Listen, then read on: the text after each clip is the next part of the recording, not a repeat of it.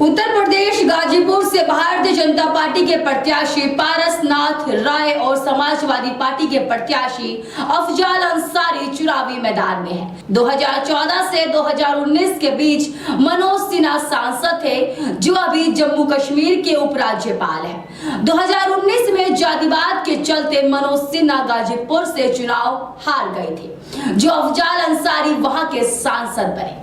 2019 से 2024 तक गाजीपुर विकास के मामले में पीछे रह गया।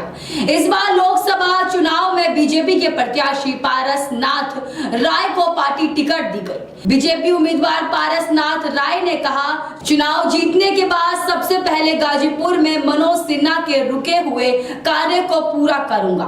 गाजीपुर में हवाई सेवा शुरू हो जाएगी। आप अभी तक के रिपोर्टर अनिकेत राज गाजीपुर के पारसनाथ राय से खास बातचीत की। आप देख रहे हैं आप अभी तक। मैं हूं आपके साथ अनिकेत राज और इस वक्त मैं मौजूद हूं उत्तर प्रदेश के गाजीपुर में। हमारे साथ खास मेहमान मौजूद हैं। उत्तर प्रदेश 75 लोकसभा के प्रत्याशी पारसनाथ राय जी। सर, आपका आप अभी तक में बहुत बहुत स्वागत और अभिनंदन है। बहुत बहुत धन्यवाद। सर, मेरा आपसे सबसे पहले प्रश्न है कि मनोज सिन्हा जी का सपना था अंधऊ हवाई अड्डे से मिनी फ्लाइट उड़ने का, क्या लगता है सर? सपना तो अधूरा रह गया, लेकिन अवसर मिलेगा तो निश्चित पूरा किया जाएगा उसको। गाजीपुर से मऊ के लिए रेलवे लाइन के लिए मनोज सिन्हा का और गाजीपुर वासियों का सपना था कि रेलवे लाइन का कार्य जो था वो जुड़ा जाए, जो गाजीपुर से मऊ के लिए था। तो इसमें क्या लगता है? मनोज जी की बहुत बड़ी योजना है। ये रेल उस पार से दौड़ के दिलदार नगर से गाजीपुर आएगी, गाजीपुर से दौड़कर मऊ जाएगी। वो प्रक्रिया चालू है, लेकिन उनके न रहने के कारण एकदम बिल्कुल गति धीमी पड़ गई उसकी आज। नहीं तो अब तक तो रेल का सबसे बड़ा खंड बनता ही है। जहां तक मेरे जानकारी में है कि गाजीपुर के नंदगंज में जो सरकारी चीनी मिल था उसका अभी तक शुभारंभ और अभी स्टार्ट नहीं हुई है, बंद हो गई है, खत्म हो गई चीनी मिल। उनके जाने रहने पर थोड़ी आस जगी थी, लेकिन चीनी मिल का एकदम बिल्कुल समाप्त हो गई, वो तो कुछ भी नहीं होगा। गाजीपुर चाहती है फ्री राशन नहीं चाहिए, हमें शिक्षा स्वास्थ्य सेवा फ्री मिले या बेहतर होगा, इस पर आप क्या कहना चाहेंगे? नहीं, गाजीपुर को फ्री राशन तो आम आदमी की आवश्यकता थी। यह तब हुआ जब कोरोना काल आया और लोग अपने काम छोड़ छोड़कर अनेक शहरों से अपने गांव दौड़ कर आए, तो उन दिनों तो आवश्यक था मुफ्त राशन। अनेक आज भी ऐसे लोग हैं जिनको उसकी जरूरत है। आगे भी इसलिए सरकार ने 5 साल पीछे भी उसको बढ़ाया है। लेकिन गाजीपुर की जनता से मैंने बात किया, यहाँ की जनता यही कह रही कि जैसे कि कोरोना काल में जो फ्री राशन प्रधानमंत्री जी के द्वारा मिला, फ्री शिक्षा और फ्री स्वास्थ्य सेवा मुझे चाहिए। तो स्वास्थ्य में तो 5 लाख रुपए का प्रधानमंत्री जी की योजना है कि जिसके पास वो कार्ड रहेगा तो 5 लाख रुपए तक की चिकित्सा मिलेगी। ये तो बड़ी योजना है प्रधानमंत्री जी। गाजीपुर से आपका चुनाव लड़ने का प्रमुख क्या मुद्दा है? विकास गाजीपुर का, जो मनोज सिन्हा के कार्यकाल में बहुत तेज गति से चला था और आज रुक गया 5 साल, जैसे लगा गाजीपुर अंधेरे में चला गया विकास के नाते। तो पहला गाजीपुर से व्यापारी जो यहाँ के हैं उनसे क्या उम्मीद रखते हैं आप? व्यापारी अपना व्यापार करें ठीक से, उनसे कौन से एक आम आदमी के कारण एक आदमी जैसे आम नागरिक है, उसी तरह से व्यापारी भी है। उसका व्यापार ठीक से चले। योगी जी के शासनकाल में वो ठीक चल भी रहा है, उसमें कोई उसको किसी को दिक्कत नहीं है। सर, 2024 लोकसभा चुनाव में उत्तर प्रदेश में 80 सीट है और इसमें से क्या लगता है 80 में से कितने सीट आने की उम्मीद है? हम तो जानते हैं कि 80 में से 80 आने की उम्मीद है। सर, विपक्षी पार्टी कह रही है, अखिलेश यादव सपा के कह रहे कि गाजीपुर में विकास नहीं होने की वजह से इस बार भाजपा नहीं निकलेगी। तो गाजीपुर में विकास न होने का वही कारण है जो उनके साथ सांसद है, वही न कारण है। हमसे उससे क्या मतलब? विकास तो 14 में मनोज सिन्हा ने दिखाया। 5 साल वो सांसद रहे, जो उनके साथ है बसपा के सांसद अभी तक हैं, वो सपा से चुनाव लड़ रहे हैं। तो उनका तो पता न जनता में था न पार्लियामेंट में था। अब थे कहाँ? अखिलेश यादव ही तो बताएंगे। सर, आप एक शिक्षक हैं और शिक्षा के क्षेत्र में गरीब लोगों के लिए क्या मदद की है? जो भी मेरे कॉलेज में गरीब छात्र आया, सरकार का नियम है कि 17.5% फीस माफ होने का नियम है, लेकिन शिक्षा को करीब करीब निःशुल्क किया है प्रदेश शासन ने। और जो भी गरीब आता है, विशेष रूप से जिसकी आर्थिक स्थिति कमजोर रहती है, उसकी पूरी पूरी मदद की जाती है, थोड़ा भी उसमें कोई कमी नहीं होती है। प्रधानमंत्री जी का सपना है आत्मनिर्भर भारत। तो सपना तो पूरा हो रहा है आत्मनिर्भर भारत, और आप उसकी ताकत भी देख रहे हैं। आज भारत अनेक आयुध जो बना रहा है, पहली बार आयुध बना करके अब विदेशों को, अनेक देशों को दे रहा है, यह तो पहली बार हो रहा है ना, इसके पहले तो था नहीं कभी इस तरह का। नामांकन के दिन उत्तराखंड के मुख्यमंत्री पुष्कर सिंह धामी आए थे और उत्तर प्रदेश के उप मुख्यमंत्री ब्रिजेश पाठक जी आए थे। मंत्रीगण के 4 मंत्री कैबिनेट के आए थे। तो ऐसे में क्या लगता है, सफलता मिलेगी भाजपा को? वो तो सबको देखने को मिला। अप्रत्याशित लोग आए जिले से, और जिले की सारी सड़कें जाम हो गई उस दिन। जो हमने व्यवस्था की थी, सारी व्यवस्थाएं फेल हो गई। इतने लोग आए गांव से चल करके, तो सफलता ही के कारण है ना। गाजीपुर की जनता का एक सपना था कि गाजीपुर रेलवे स्टेशन से वंदे भारत और राजधानी एक्सप्रेस की सौगात मिले। हाँ, तो जनता ने तो अफजाल अंसारी को भेज दिया, तो ये सौगात तो अफजाल अंसारी देंगे ना।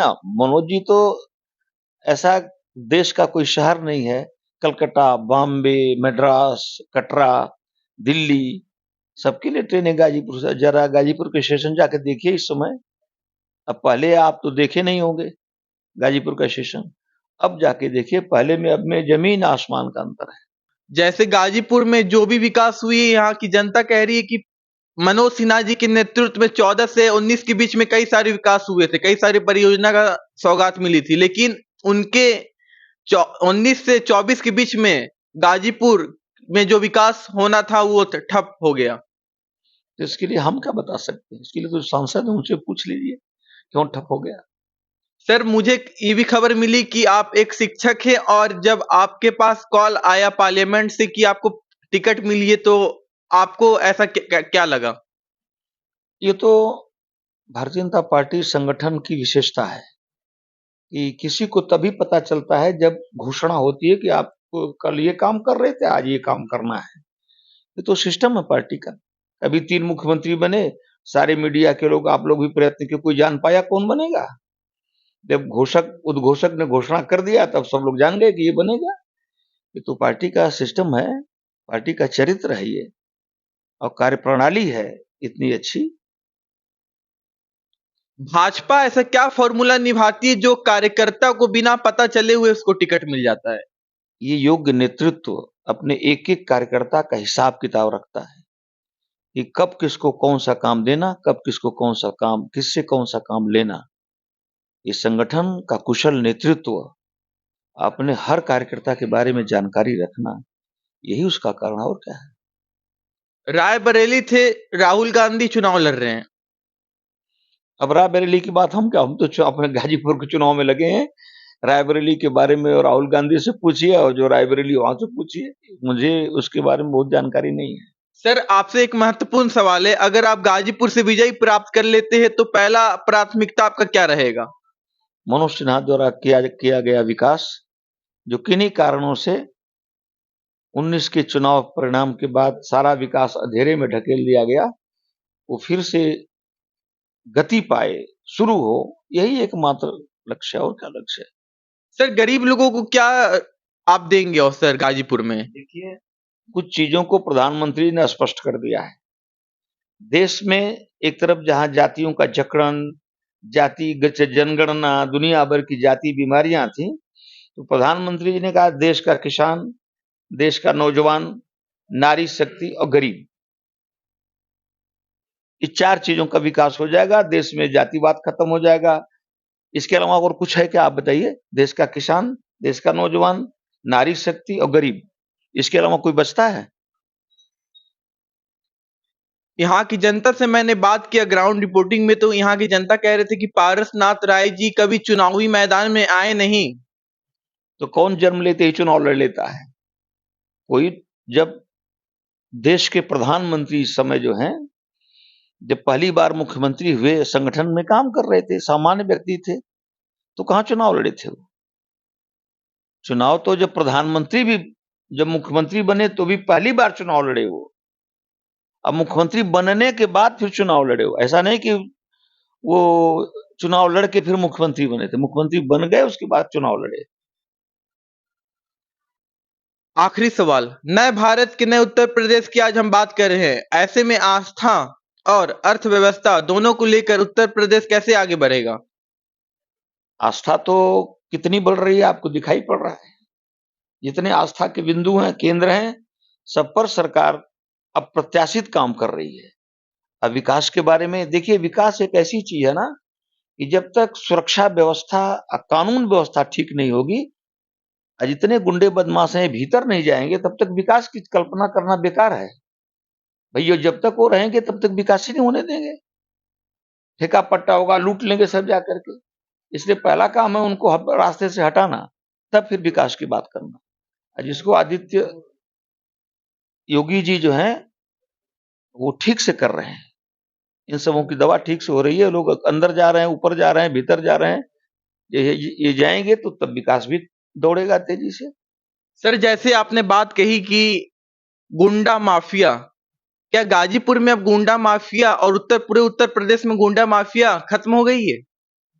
खत्म होने की तेज गति दिशा है। कोई भी चीज खत्म इतना जल्दी से हो जाएगा, लेकिन उसकी गति तेज है, तेजी से खत्म हो रहे हैं। और अब किसी की हिम्मत नहीं है कोई किसी को आंख दिखाए, या गुंडा माफिया, छोटे छोटे गुंडे भी अब बिल पकड़ लिए तो बड़ों में क्या करना है। इस बार 2024 लोकसभा चुनाव का क्या मुद्दा है? विकास, एक ही मुद्दा है, विकास। विपक्षी पार्टी कह रही है राम मंदिर। भाई आपको तो मैंने पहले कह दिया, जो आस्था के केंद्र हैं वो तो मेरी प्रियॉरिटी पर है, प्राथमिकता पर है, लेकिन उसके साथ साथ विकास एक बड़ा मुद्दा है। आप अपना कीमती समय सर दिए, बहुत बहुत धन्यवाद। छोटी सी बड़ी खबर के लिए आप बने रहिए आप अभी तक पर, तब तक के लिए धन्यवाद। कैमरामैन राज के साथ अनिकेत राज, गाजीपुर उत्तर प्रदेश। देश और दुनिया की खबरों से अपडेट रहने के लिए आप अभी तक न्यूज चैनल को सब्सक्राइब करना ना भूलें और साथ ही हर न्यूज का नोटिफिकेशन पाने के लिए बेल आइकन को भी